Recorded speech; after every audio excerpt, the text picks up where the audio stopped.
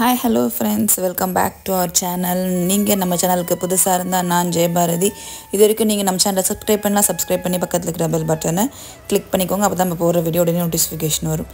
கிருஷ்ண ஜெயந்தி விழா, என்னுடைய கிருஷ்ணருக்கு பிறந்த நாள் கொண்டாட்டம் நம்ம வீட்டில் எப்படி பண்ணோன்ட்டு பார்க்கலாமா? கிருஷ்ண ஜெயந்தி பொதுவாகவே நான் நைட்டு 8 மணிக்கு மேலே தான் சாமி கும்பிடுவேன். எல்லா வருஷமும் அப்படி தான் நான் கும்பிடுவேன். ஸோ காலையில் அதனாலேயே பார்த்திங்கன்னா ரொம்ப பொறுமையாகவே வீட்டில் எல்லா வேலையுமே போயிட்டு இருந்துச்சு. ஒரு 4 மணிக்கு மேலே வீடெல்லாம் ஒரு தடவை நல்லா ஃபுல்லாக க்ளீன் பண்ணி வச்சுட்டு, அதுக்கப்புறம் முதல்ல தெருவாசல்லேருந்து பாதம் போட்டுக்கிட்டு நிலவாசல் வரைக்கும் கொண்டு வச்சு கொஞ்சம் நேரம் ஃப்ரீ ஆகிட்டேன். அதுக்கப்புறம் மறுபடியும் போய் ரெஃப்ரெஷ் ஆகிட்டு கிருஷ்ணரை பார்த்திங்கன்னா ரெடி பண்ணி வச்சுருந்தேன். கிருஷ்ணரை நல்லா க்ளீன் பண்ணி வச்சு, கிருஷ்ணரை அமர்த்த வைக்கிற இடத்துல பார்த்திங்கன்னா ஒரு சின்னதாக ஒரு மாவு கோலம் போட்டு, அதுக்கு மேலே நான் கொஞ்சம் டெக்கரேஷன் எனக்கு என் ஹஸ்பண்ட் பண்ணி கொடுத்தேன். அதெல்லாம் அவங்க 2 பேரும் பண்ணாங்க. ஸோ அது கொஞ்சம் எனக்கு ஹெல்ப்ஃபுல்லாக இருந்துச்சு. பேக்ரவுண்டு பார்க்குறதுக்கும் கொஞ்சம் அழகாக இருந்தது. அதுக்கப்புறம் ஒரு மனை போட்டு அது மேலே ஒரு ரெட்டு வெல்வெட் துணி போட்டு அது மேலே மஞ்சள் குங்குமம் வச்சு கிருஷ்ணரை பார்த்திங்கன்னா அதை நம்ம அமர்த்து வைத்தாச்சு. கிருஷ்ணர் வச்ச கையோடு நான் நெக்ஸ்ட்டு வச்சது பார்த்திங்கன்னா மஞ்சள் விநாயகர். ஸோ எந்த ஒரு பண்டிகையாக இருந்தாலும் இல்லை நம்ம வீட்டில் எந்த ஒரு விசேஷமாக இருந்தாலும், என்னதான் நம்மக்கிட்ட விநாயகர் சிலையே இருந்தாலுமே மஞ்சள் விநாயகர் அவ்வளோ ஒரு விசேஷம். சில பேர் மஞ்சளையே விநாயகர் மாதிரி முகமடிப்பே ரொம்ப அழகாக செய்வாங்க. என் பையன் செய்வான். ஆனால் எனக்கு இந்த மாதிரி மஞ்சள் வைக்கிறது ரொம்பவே பிடிக்கும். அதனால் அப்படி ஒரு மஞ்சள் வச்சுட்டேன். அதுக்கப்புறம் குலதெய்வ சொம்பு பூஜை ரூம்லேயும் நான் வழக்கமாக வைக்கிற மாதிரி குலதெய்வ சொம்பு நான் ரெடி பண்ணி வச்சுட்டு தான் இங்கேயும் ரெடி பண்ணுறேன். ஏன்னா இங்கேயும் வைக்கணும். நம்ம எந்த ஒரு சாமி கும்பிட்றதுக்கு முன்னாடியும் விநாயகர், குலதெய்வம், அதுக்கப்புறம் தான் மிச்ச தெய்வங்களையும் நம்ம வணங்கணும். அப்படிங்கிறதுனால குலதெய்வ சொம்பியும் அந்த இடத்துல நான் ரெடி பண்ணி வச்சுட்டு, அதுக்கப்புறம் நம்ம வீட்டில் பார்த்திங்கன்னா ஒரு குட்டி அழகான கிருஷ்ணர் நான் வச்சிட்ருக்கிறேன். இது என்னுடைய இன்னொரு ரூமில் பார்த்திங்கன்னா ஷெல்ஃபில் வச்சுருப்பேன் இந்த சிலையை. ஸோ அவரை எடுத்துகிட்டு அவருக்கு தேவையான அபிஷேகங்கள், ஸோ ஒரு 5 விதமான அபிஷேகங்கள், பால், தயிர், மஞ்சள், குங்குமம், அதுக்கப்புறம் சந்தனம், இந்த மாதிரி ஒரு 5 பொருளை வச்சு ரொம்ப சூப்பராக பார்த்திங்கன்னா பொறுமையாக அபிஷேகம் நான் பண்ணிகிட்டே இருந்தேன். நான் அபிஷேகம் பண்ணும்போது சஞ்சயும் சரி எங்கள் வீட்டுக்காரரும் சரி என் கூடவே இருந்தாங்க. ஸோ அவங்க எதுவும் பண்ணலனாலும் கூடவே இருந்து அபிஷேகம் பண்ணது பார்த்ததே பார்த்திங்கன்னா ரொம்ப சந்தோஷம். கடைசியாக தான் நான் சந்தனத்தால் பார்த்திங்கன்னா அபிஷேகம் பண்ணேன். அதுக்கப்புறம் அந்த சந்தனத்தை நாங்கள் எல்லாருமே பார்த்திங்கன்னா நெத்தியில் வச்சுக்கிட்டோம். ஸோ கடைசியாக சந்தனத்தால் அபிஷேகம் பண்ணி முடித்த பிறகு பன்னீரால் வாஷ் பண்ணிவிட்டு சாமியை நல்லா தொடச்சி கிருஷ்ணருக்கு பார்த்திங்கன்னா ஒரு பீடம் ஏற்பாடு பண்ணி கிருஷ்ணரையும் நான் பார்த்திங்கன்னா அழகாக அமர்த்து வச்சுட்டேன். எனக்கு கிருஷ்ணர் மேலே இல்லை எந்த ஒரு சாமி சிலை மேலேயும் மஞ்சள் குங்குமத்தை தூவி வச்சு அப்படி அலங்காரம் பண்ணால் எனக்கு ரொம்ப பிடிக்கும். அதனால் நான் எப்போவுமே அந்த மாதிரி ஒரு அலங்காரத்தை தான் இது பண்ணுவேன். அதுக்கப்புறம் கோமதி சக்கரத்தையும் ரெடி பண்ணிகிட்ருக்கிறேன். கோமதி சக்கரத்தை ரொம்ப ஈஸி தான் நம்ம யூஸ் பண்ணுறது. ஒரு பிளேட்டில் சிவப்பு கலர் துணி வச்சுட்டு அதில் வச்சுக்கலாம் நம்ம. ஸோ நான் என்ன பண்ணியிருக்கேன்னா ஃபஸ்ட்டு கோமதி சக்கரத்தை ஒரு நார்மல் வாட்டரில் வாஷ் பண்ணிவிட்டு ஒரு 5 நிமிஷம் மாதிரி பாலில் ஊற வச்சு எடுத்து, அதுக்கப்புறம் பன்னீரால் வாஷ் பண்ணிவிட்டு மஞ்சள் குங்குமம் வச்சு இப்போ நான் கோமதி சக்கரத்தையும் ரெடி பண்ணி நம்ம கிருஷ்ணர் பாதம் கீழே பார்த்திங்கன்னா வச்சாச்சு. ஸோ எல்லாம் விளக்கு இது எல்லாமே ரெடி பண்ணிவிட்டு சைடில் பார்த்திங்கன்னா நம்ம சமைக்கவும் போயிட்டுருந்தோம். அதுக்குள்ளே நான் அவர் மாலை போட சொன்னேன். கிருஷ்ணருக்கு நான் இந்த ஒரு கிரீடம் வச்சுருந்தேன் ஃப்ரெண்ட்ஸ். இது எப்படி இருக்குதுன்னு பார்த்துட்டு சொல்லுங்கள். ஆனால் என் பையனும் எங்கள் வீட்டுக்காரும் இந்த கிரீடம் நல்லாவே இல்லை அப்படின்னு சொல்லி எடுத்துட்டாங்க.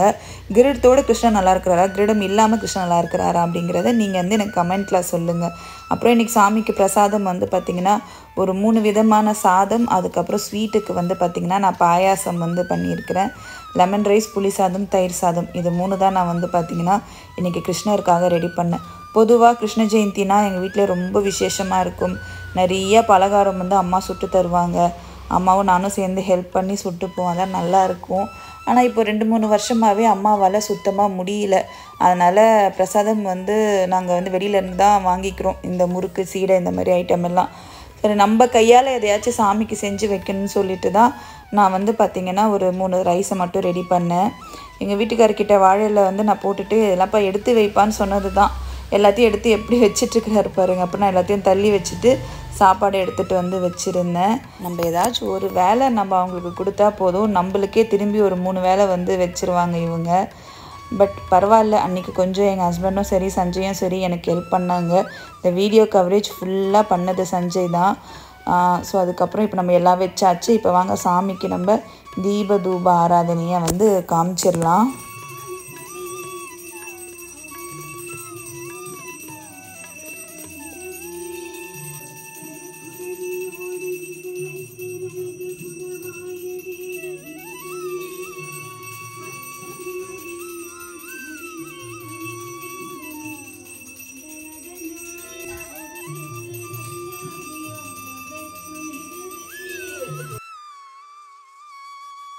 நம்ம வீட்டில் கிருஷ்ணருடைய ஜென்மாஷ்டமியை, அவருடைய பிறந்த நாளை இப்படி தான் ரொம்ப சிம்பிளாக நம்ம வந்து பார்த்திங்கன்னா கொண்டாடி இருந்தோம். ரொம்ப மன நிறைவாகவும் இருந்துச்சு, ரொம்ப சந்தோஷமாகவும் இருந்துச்சு. நம்ம வீட்டு கிருஷ்ணர் நம்ம பார்த்தாலே வந்து பார்த்திங்கன்னா அவர் நம்மக்கிட்ட பேசுகிற மாதிரியே இருக்கும். அவர் கண்ணை பார்த்தாலே எனக்கு 1000 விஷயம் வந்து கிருஷ்ணர் என்கிட்ட ஏதோ சொல்கிற மாதிரியே ஒரு தாட் இருக்கும். அவரை பாருங்களேன் எவ்வளோ அழகாக இருக்கிறாரு அப்படின்னு சொல்லிட்டு.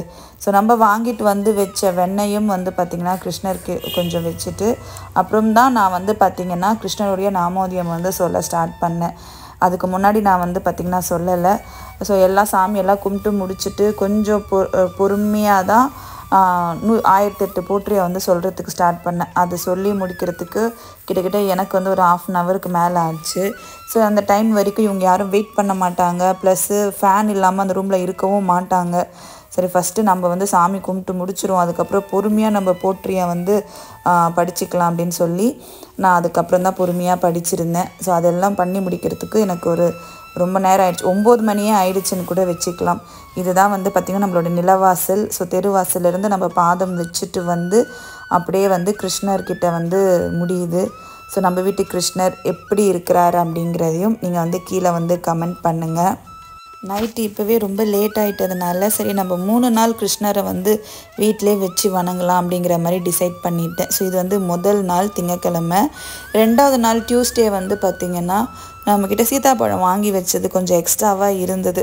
ஸோ சீத்தாப்பழத்தை வந்து வச்சு சுவாமிக்கு காலையிலேயே சஞ்சய் ஸ்கூலுக்கு கிளம்புறதுக்கு முன்னாடியே வந்து பார்த்திங்கன்னா வச்சு தீபதூப ஆராதனையை வந்து காமிச்சாச்சு.